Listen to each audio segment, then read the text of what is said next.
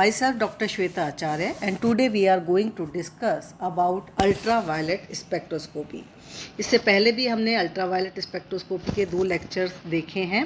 उसमें आपने general introduction, spectrophotometer की structure, absorption and emission spectra और absorption law, Beer law and Lambert law के बारे में जाना है। आज हम देखेंगे कि हम किसी भी कंपाउंड का अल्ट्रावायलेट स्पेक्ट्रम किस तरह से एनालाइज करते हैं और उसका रिप्रेजेंटेशन किस तरह से आता है और किस तरह से हम उसे करते हैं और समझते हैं, इसके बारे में डिस्कस करेंगे। सबसे पहले हम क्या करते हैं कि जिस भी कंपाउंड का हमें अल्ट्रावायलेट स्पेक्ट्रम प्राप्त करना है, उस पदार्थ का 1 मिलीग्राम हम 100 ml सॉल्वेंट, जो कि एप्रोप्रिएट सॉल्वेंट हो उस पदार्थ के लिए, उसमें डिज़ोल्व कर लेते हैं। यानी कि हम एक बहुत ही डाइल्यूट सॉल्यूशन तैयार करते हैं उस पदार्थ का, जिसका कि हमें अल्ट्रावायलेट स्पेक्ट्रम ज्ञात करना है। इसके बाद में इस डाइल्यूट सॉल्यूशन का हम एक पार्ट लेते हैं सेल में। इसमें हमने देखा था कि सैंपल सेल के लिए क्यूवेट होती है। उस सेल में हम उस डाइल्यूट सॉल्यूशन को लेते हैं उस कंपाउंड का, जिसका कि हमें यूवी स्पेक्ट्रम प्राप्त करना है। एक और होती है इसमें रेफरेंस, एक और सेल होती है, उसमें हम क्या करते हैं, रेफरेंस सॉल्वेंट लेते हैं। अब क्या करते हैं, हम अल्ट्रावायलेट रेडिएशंस की 2 बीम्स जिनकी वेवलेंथ बिल्कुल सेम हो, वो इस सॉल्वेंट में के ऊपर पास करते हैं और दूसरा जो रेफरेंस सॉल्वेंट है उस पर भी पास करते हैं। अलग अलग दोनों यूवी रेज की बीम हम पास करते हैं। अब इन दोनों बीम्स, अब जब ट्रांसमिटेड लाइट जो निकली है, उस ट्रांसमिटेड बीम की इंटेंसिटीज़ को हम कंपेयर करते हैं और कंपेयर करके एनालाइज करते हैं कि हमारे जो कंपाउंड जिसका हमें यूवी स्पेक्ट्रम ज्ञात करना है, उसने कौन सी वेवलेंथ वाली रेडिएशन का एब्जॉर्प्शन किया है। तो वो वेवलेंथ जिस पे हमें मैक्सिमम एब्जॉर्प्शन मिलता है, वह वेवलेंथ जिस पर हमें मैक्सिमम एब्जॉर्प्शन मिलता है, that is known as lambda max. ठीक है, हम ग्राफ प्लॉट करते हैं एब्जॉर्बेंस और वेवलेंथ के बीच में। जैसे कि इस कंपाउंड के लिए इस तरह का स्पेक्ट्रा आया है, तो जो मैक्सिमम वेवलेंथ का एब्जॉर्प्शन होता है, that is known as lambda max of that compound. इस तरह से प्रत्येक कंपाउंड के लिए इस लैम्बडा मैक्स की जो वैल्यू होती है वो निश्चित होती है, स्पेसिफिक होती है, जो डिपेंड करती है कि कंपाउंड की स्ट्रक्चर किस प्रकार की है। अब हमने ये पहले भी बताया था कि यूवी रेडिएशन को एब्जॉर्प्शन करके मॉलिक्यूल में होता क्या है, इलेक्ट्रॉन्स का ट्रांजिशन होता है लोअर मॉलिक्यूलर ऑर्बिटल से हायर एनर्जी वाले मॉलिक्यूलर ऑर्बिटल में। तो ये किस किस तरह के इलेक्ट्रॉनिक ट्रांजिशंस मॉलिक्यूल में पॉसिबल हैं, वो हम देखते हैं। तो वेव मैकेनिक्स के अकॉर्डिंग हम जानते हैं कि 2 एटॉमिक ऑर्बिटल आपस में ओवरलैप होते हैं और ओवरलैप होकर के वो 2 मॉलिक्यूलर ऑर्बिटल बनाते हैं। कौन कौन से? एक तो बॉन्डिंग मॉलिक्यूलर ऑर्बिटल, जिसकी एनर्जी जो है वो एटॉमिक ऑर्बिटल से कम होती है, और दूसरा एंटी बॉन्डिंग मॉलिक्यूलर ऑर्बिटल, जिसकी एनर्जी एटॉमिक ऑर्बिटल से अधिक होती है। अब क्या होता है कि जब एक मॉलिक्यूल बनता है तो इलेक्ट्रॉन जो है वो कहाँ जाएगा, बॉन्डिंग मॉलिक्यूलर ऑर्बिटल में जब बॉन्ड बनाएगा। क्यों? क्योंकि इसकी एनर्जी कम है, तो बॉन्डिंग मॉलिक्यूलर ऑर्बिटल में इलेक्ट्रॉन जाता है। तो 2 तरह के बॉन्ड्स बनते हैं, हम जानते हैं, सिग्मा बॉन्ड और पाई बॉन्ड, जो कि ऑर्गेनिक सब्सटेंस में प्रेजेंट होते हैं।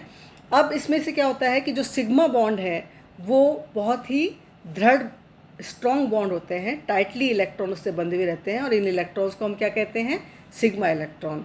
इसी तरह से जो पाई बॉन्ड जो होते हैं उसमें इलेक्ट्रॉन थोड़े लूजली बाउंडेड होते हैं, इन इलेक्ट्रॉन्स को हम पाई इलेक्ट्रॉन्स कहते हैं।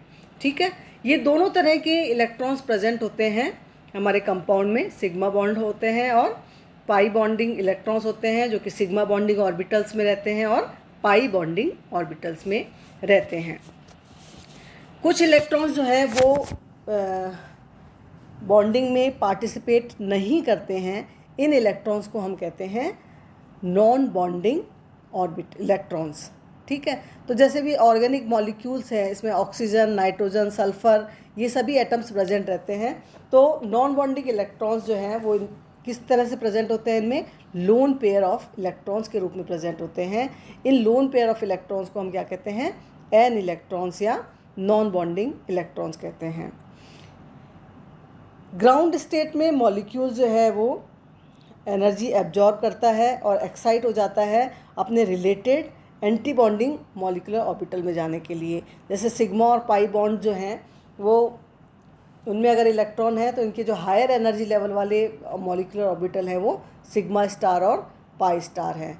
और एन इलेक्ट्रॉन्स जो हैं वो बॉन्ड फॉर्मेशन में पार्टिसिपेट नहीं करते हैं, इसलिए इसके लिए कोई भी एंटी बॉन्डिंग मॉलिक्यूलर ऑर्बिटल नहीं होता है। जब एक मॉलिक्यूल जो है वो एनर्जी का एब्जॉर्प्शन करता है यूवी या विजिबल रीजन में, तो कौन कौन से ट्रांजिशंस पॉसिबल हैं वो हम इस एनर्जी लेवल डायग्राम के द्वारा समझेंगे। हम जानते हैं कि कौन कौन से बॉन्डिंग मॉलिक्यूलर ऑर्बिटल्स हैं। सिग्मा बॉन्डिंग मॉलिक्यूलर ऑर्बिटल है और इसका एंटी बॉन्डिंग है सिग्मा स्टार। ऐसे ही पाई बॉन्डिंग मॉलिक्यूलर ऑर्बिटल है, इसका एंटी बॉन्डिंग ऑर्बिटल है पाई स्टार। और तीसरा है नॉन बॉन्डिंग, जो कि हमने बताया था, इसका कोई भी एंटी बॉन्डिंग मॉलिक्यूलर ऑर्बिटल नहीं है क्योंकि यह बॉन्डिंग में पार्टिसिपेट नहीं करता है।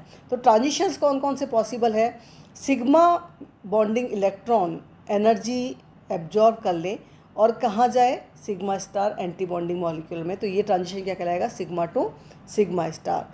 इसी तरह से सिग्मा इलेक्ट्रॉन जो है वो पाई एंटी बॉन्डिंग मॉलिक्यूलर ऑर्बिटल में जा सकते हैं, this is sigma to pi star. Pi orbitals में जो इलेक्ट्रॉन है वो एनर्जी गेन करके जा सकते हैं सिग्मा स्टार में, this is pi to sigma star. Non bonding electrons भी जा सकते हैं sigma star anti bonding molecular orbital में, then this transition is known as non bonding to sigma star. और पाई इलेक्ट्रॉन एनर्जी गेन करके anti bonding pi star anti bonding में जा सकते हैं, pi to pi star. And next is non bonding में जो electron हैं वो कहाँ जा सकते हैं, पाई एंटी बॉन्डिंग मॉलिक्यूलर। तो ये पॉसिबल ट्रांजिशंस हैं जो कि इलेक्ट्रॉन यूवी रेडिएशन एब्जॉर्ब करके कर सकता है। इनके बारे में हम थोड़ा सा डिस्कस करेंगे कि कौन से एटम्स जो हैं वो sigma two sigma star transition देंगे, कौन से पाई टू पाई स्टार ट्रांजिशन देंगे। सबसे पहले हम लेते हैं sigma two sigma star transition. इस प्रकार का ट्रांजिशन जो है वो उन कंपाउंड्स में होता है जिनमें कि सिग्मा इलेक्ट्रॉन प्रेजेंट हो। सिग्मा इलेक्ट्रॉन्स का हमको पता है कि अब मॉलिक्यूल में क्या है, ये बहुत ही मजबूती से बंधे हुए रहते हैं। तो जब वे बहुत टाइटली बाउंडेड रहते हैं तो इसका मतलब क्या है कि इस ट्रांजिशन में हमें बहुत ही अधिक ऊर्जा की आवश्यकता होगी इस प्रकार के ट्रांजिशंस में। इस कारण से बहुत अधिक एनर्जी का आवश्यकता है। इसका मतलब क्या हो जाएगा, वेवलेंथ जो है वो कम होगी। तो इस प्रकार के जो ट्रांजिशन है वो फार यूवी रीजन में अर्थात लो वेवलेंथ वाले रीजन में हमें प्राप्त होते हैं। और वैसे कौन कौन से कंपाउंड्स ऐसे दे सकते हैं, ये वाले ट्रांजिशन दे सकते हैं, ऐसे कंपाउंड जिसमें कि सिग्मा इलेक्ट्रॉन्स हों, कोवलेंट इलेक्ट्रॉन्स हो, सिग्मा इलेक्ट्रॉन सैचुरेटेड हाइड्रोकार्बन्स हों, वो इस तरह के ट्रांजिशन दे सकते हैं। जैसे कि मेथेन है, मेथेन जो है वो रेडिएशन एब्जॉर्ब करता है 125 नैनोमीटर पे। इसी तरह से एथेन जो है वो 135 नैनोमीटर पे रेडिएशन एब्जॉर्ब करता है। पर क्योंकि फार यूवी रीजन में है इसलिए ये हमारे स्ट्रक्चर डिटर्मिनेशन के अधिक पर्पज़ में नहीं लिए जाते। दूसरी तरह का ट्रांजिशन है जैसा कि हमने देखा था non bonding to sigma star transition. तो ये non bonding to sigma star transition भी सैचुरेटेड कंपाउंड्स के द्वारा दिया जाएगा। तो ऐसे सैचुरेटेड कंपाउंड्स जिनमें कि नॉन बॉन्डिंग इलेक्ट्रॉन रखने वाले एटम्स का समूह हो या ग्रुप हो कोई ऐसा जिसमें कि नॉन बॉन्डिंग इलेक्ट्रॉन्स हो, वो इस तरह के transitions non bonding to sigma star transition देते हैं। सैचुरेटेड कंपाउंड जिनमें कि नॉन बॉन्डिंग इलेक्ट्रॉन्स प्रेजेंट हो, जनरली जैसे ऑक्सीजन, नाइट्रोजन, सल्फर, हेलोजन, अगर ये प्रेजेंट है तो इनमें क्या होते हैं, नॉन बॉन्डिंग इलेक्ट्रॉन्स रहते हैं। तो non bonding to sigma star transition जो होता है उसमें कुछ कम एनर्जी, जैसा कि हमने डायग्राम में भी देखा था, कुछ कम एनर्जी की आवश्यकता होती है सिग्मा टू सिग्मा स्टार से। ये sigma two sigma star transition इतनी एनर्जी की आवश्यकता है और ये नॉन बॉन्डिंग से सिग्मा स्टार इसके कंपैरिजन में कम एनर्जी की आवश्यकता है, और कम एनर्जी की आवश्यकता है तो वेवलेंथ क्या हो जाएगी, कंपैरेटिवली अधिक हो जाएगी। अधिक जो वेवलेंथ हो जाएगी, जैसे कि तो अधिक वेवलेंथ पे देंगे तो ये यूवी रीजन के थोड़ा पास में आ जाएंगे, जैसे कि ट्राइफिनाइलएमीन है, मिथाइल अल्कोहल है और मिथाइल आयोडाइड। इनमें sigma non bonding to sigma star transition होता है, और इनकी लैम्ब्डा मैक्स जो आती है वो आती है 227 नैनोमीटर पे, 174 एंड 258 नैनोमीटर पे इनकी वेवलेंथ आती है। इसके बाद में जो ट्रांजिशन आता है that is pi to pi star transition. ये हमारे लिए बहुत इंपॉर्टेंस रखता है यूवी स्पेक्ट्रोस्कोपी में। इस तरह का ट्रांजिशंस उन कंपाउंड में होता है जिनमें कि पाई इलेक्ट्रॉन मौजूद हो, पाई ऑर्बिटल्स हों, यानी कि अनसैचुरेटेड कंपाउंड्स अगर होते हैं, जैसे कि इथाइलिन है, एसिटिलीन है, कार्बोनिल है, साइनो है, एजो है, इन सब में हम देख रहे हैं कि अनसैचुरेशन प्रेजेंट हैं। तो इस तरह का ट्रांजिशन जो है इन कंपाउंड्स के द्वारा दिया जाता है। तो पाई इलेक्ट्रॉन एक्साइट होकर के रेडिएशन एब्जॉर्ब करके एक्साइट हो जाते हैं और पाई star anti bonding molecular orbital में जाते हैं। ठीक है, इसमें क्या होता है कि N non bonding to sigma star transition से जो है कम एनर्जी की आवश्यकता होती है, लेकिन non bonding to pi star से इसमें अधिक एनर्जी की आवश्यकता होती है। तो जैसे कि इथाइलिन है, उसके लिए लैम्ब्डा मैक्स की वैल्यू आती है 180 nanometre for pi to pi star transition.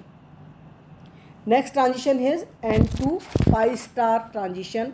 N2 pi star transition उन कंपाउंड्स में होता है जिनमें कि दोनों तरह के इलेक्ट्रॉन हो, यानी कि नॉन बॉन्डिंग इलेक्ट्रॉन भी प्रेजेंट हो और पाई इलेक्ट्रॉन्स भी प्रेजेंट हो, उनमें non bonding to pi star transition होता है। इसमें क्या होता है कि lone pair of electron present है, तो ये जो लोन पेयर ऑफ इलेक्ट्रॉन है वो पाई star anti bonding molecular orbital में चला जाता है। जैसे कि कंपाउंड है हमारा कार्बोनिल ग्रुप, इसमें क्या है, पाई बॉन्ड भी मौजूद हैं और ऑक्सीजन पर लोन पेयर ऑफ इलेक्ट्रॉन भी मौजूद हैं। तो इस कारण से इसका जो एब्जॉर्प्शन बैंड है वो आता है 279 नैनोमीटर पे non bonding to pi star transitions के कारण। और अब दूसरे जो दो ट्रांजिशंस पॉसिबल हैं that is sigma to pi star and pi to sigma star. ये दोनों ट्रांजिशन जो है वो सिमेट्रिकली फॉरबिडन है, इस कारण से ये ट्रांजिशंस जनरली नहीं होते हैं, hence they are called the forbidden transitions. Thank you.